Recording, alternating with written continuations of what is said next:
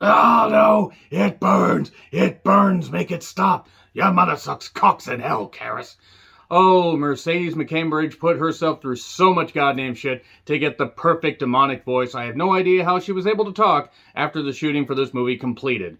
Goddamn, what a fucking trip. I'm John Renton with the retro review of The Exorcist from 1973, the classic from William Friedkin, who directed The French Connection, Sorcerer, Deal of the Century, Blue Chips. Yes, he directed Blue Chips. I will never understand how, because it seemed like such a departure compared to the other movies he directed. That movie Jade in 1995 that had a terrific goddamn car chase sequence, and that was it. And also The Hunted. Also, he directed Bug. I hated Bug with a fiery passion. Made me not want to see Ashley Judd on camera again. Do you know how bad you have to be as a movie to not make me want to see the gorgeous Ashley Judd on my television again? Great job. Great fucking job, Bug. This isn't about Bug. This is about the classic that brought exorcisms to the big screen like never before and terrified millions. So, yeah, this is nothing that I say in this is going to be shocking. If you haven't seen this movie, it's almost 50 goddamn years old. Go watch it. It's on Netflix currently, unless you're watching this way in the future, and then, I don't know, check whatever streaming service happens to be around in the year 2025, 2030, or maybe you're in space watching The Exorcist.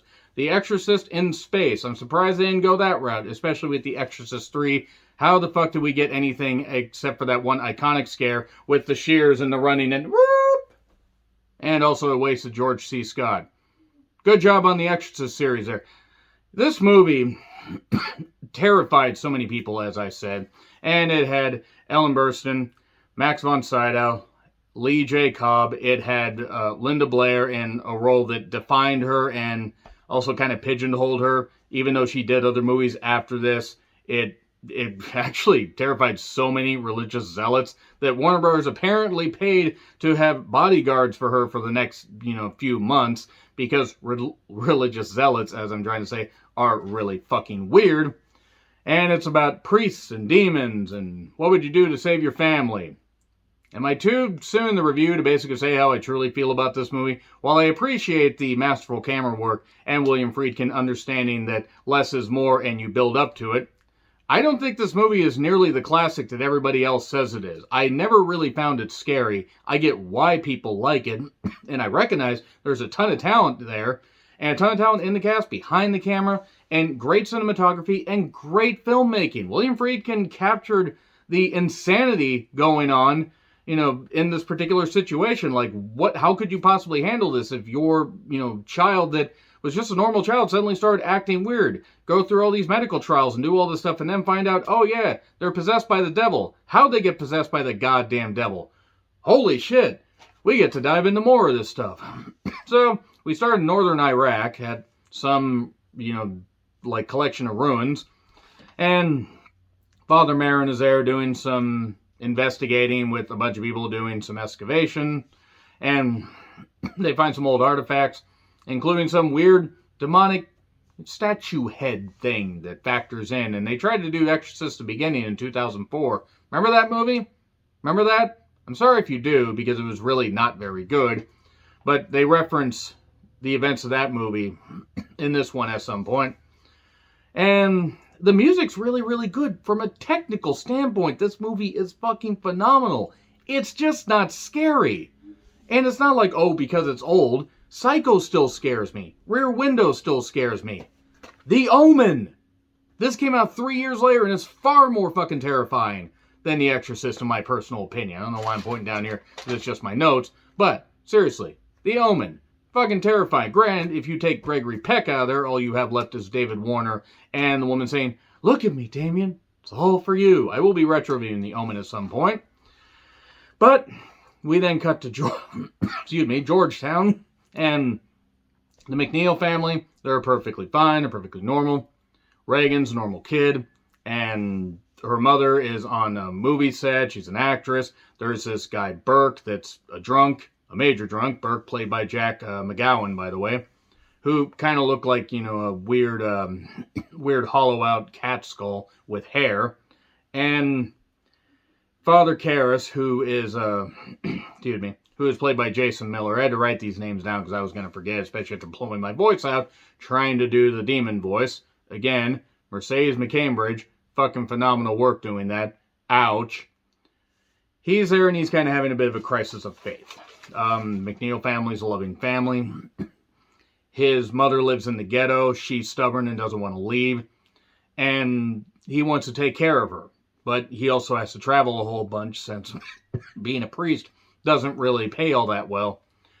And then smash cut back to the McNeil household, and there's a Ouija board. Oh boy, let's play with a Ouija board. That always works out well in these movies, or any movie. Don't play with a fucking Ouija board, you idiots. Put that Ouija board down. Stop. Don't do this anymore. So she references, or Regan does, a guy named Captain Howdy that talks to her through the board. Oh boy, that sounds good. So the mother is upset that Regan's dad doesn't call. Apparently he's off somewhere in Paris or some other foreign country. He's possibly in space. I have no idea. Doesn't really fucking matter. I mean, they could say he's in Paris. He could be in space. Could be in another galaxy. Maybe he didn't exist. Maybe this is a continuation of Rosemary's Baby and we had no idea. But her bed was shaking. We just hear about her bed shaking. And we hear about a whole bunch of other stuff. There's rats in the attic. Oh, no, there isn't, because Miss McNeil goes up there and doesn't see that, but sees some other creepy stuff, and there's some help, like a guy, Carl, that checks out the attic and says, well, there's no rats. I told you there were no rats. So, Karis's mother is in a hospital and then ends up dying. He's upset, naturally. And then Miss McNeil's having a party, and everybody's happy, and except Burke, who's drunk and calls this Swiss help Nazi scum, because that's nice. That's really nice. Except it's not. And then Regan shows up and says, you're going to die up there, and then pisses herself and on the carpet. Why? Because she's getting possessed by shit. All goes back to the northern Iraq ruins. So then she's in the hospital, and the doctors say, well, it could be a lot of reasons. There could be, you know, bunch of shit going on because, well, after Karis basically is having his own crisis of faith and wondering what the hell is going on, and I don't know if I really should be doing this anymore. Regan is taken to the hospital. She has a spinal tap done. Could have done without seeing the needle. Thanks guys. There's a possible lesion on the brain, but the brain scans show nothing, and we just get the woo, loud CT scan noises. And then, the doctor basically says, okay, well, we can't find anything, let's send her home, send her with some pills, she'll be alright. The doctors then get called to the house because Regan is flip-flopping up and down the gang.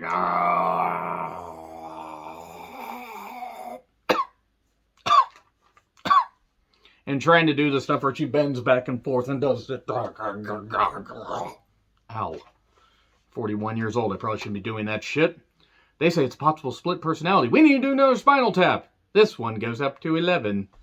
And then look for a psychiatrist. And then the lights are flickering in the house. Sure, perfectly normal with your clearly demonic daughter above you. And... oh, and then there was an investigation. There was like a bunch of people around while the mother was driving home just before said lights flickering, because not only is the daughter possessed, but Burke is possessed or dead. I mean, he might have been possessed, but now he's dead. He's dead at the bottom of the stairs. I mean, maybe he was drunk and fell down. But we find out a little bit later there was something else going on. Long story short, Burke is... we find out that Burke's head was turned completely around. This, Detective Kinderman is talking to Father Karras. Karras ends up eventually, you know, talking to Miss McNeil, and they get in touch with Father Marin, who agrees to come back and try and get Regan's, you know, body back to being hers. And then we get a whole bunch of the iconic stuff. I cast you out, unclean spirit. Your mother sucks cocks in hell, and all that and everything. We get all this crazy, spoopy stuff, and religion and devil talk and other languages and everything. And I'm just going to say that this movie has a lot of really good scenes and a lot of really good, you know, quotes. And it's a very good movie. I just don't think it's terrifying. I just don't think it's nearly as good as everybody else said it was. That's my take. I'm sticking to it. Now, perhaps maybe if I had seen this back when it first came out, that would have been a miracle considering I wasn't born yet. Maybe I just have that kind of power. Maybe I'm really the devil. No. But no, I am not the devil. Even though people have called me as such for whatever reason. um, Basically, we find some characters just disappear and then reappear, like out of nowhere, such as the Life of 70s Horror. It's like, oh yeah, they're suddenly here. It's amazing. Mercedes she insisted on ingesting raw eggs, chain smoking, and even though she was sober, drinking whiskey while having, I believe, her priest there or doctor there to counsel her and make sure that she got, clean once again. But she wanted to get the most authentic, easy for me to say, demonic voice. And, well, after Kinderman does his investigation on Chris and, on Regan, trying to find out about all this stuff, we get, the people coming together right now over me. And Regan's not doing well because Regan's not here. Regan's not here anymore.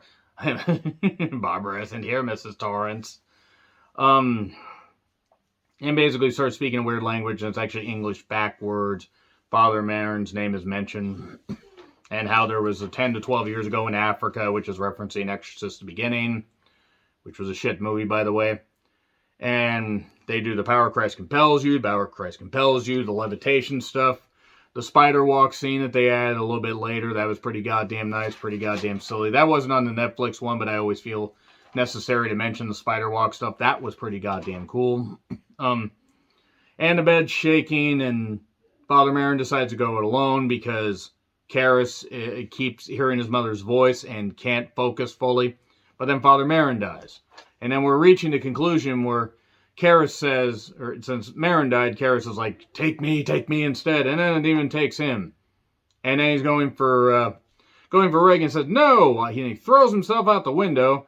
He falls down the stairs and then falls. If that kid decided to just get out of, leave one day and sneak off to a boy's house during the night, what happens if she stepped wrong? She'd just tumble right down the stairs and everything. Terrible architecture right there. But Karras does that, and he dies. And then there you go. Regan doesn't remember anything, and then we move on, and we don't ever see any other Exorcist movie again, except the second one, The Heretic, that was terrible. Very terrible. Made no sense. And Exorcist 3, despite that iconic, scare with the shears, was worse. And that was actually the only good part of either of the sequels. And George C. Scott seemingly having no idea what he was doing. Yeah, The Exorcist certainly is something that is very iconic. It's just not scary to me. And while I like it, it's not going to be one of my favorite horror movies of all time. So, now I open myself up to hate in the comments. Let me know. Like, share, subscribe. Twitter handle in the description. I'm John Rickland. Your mother sucks cocks in hell. And I'll see you soon.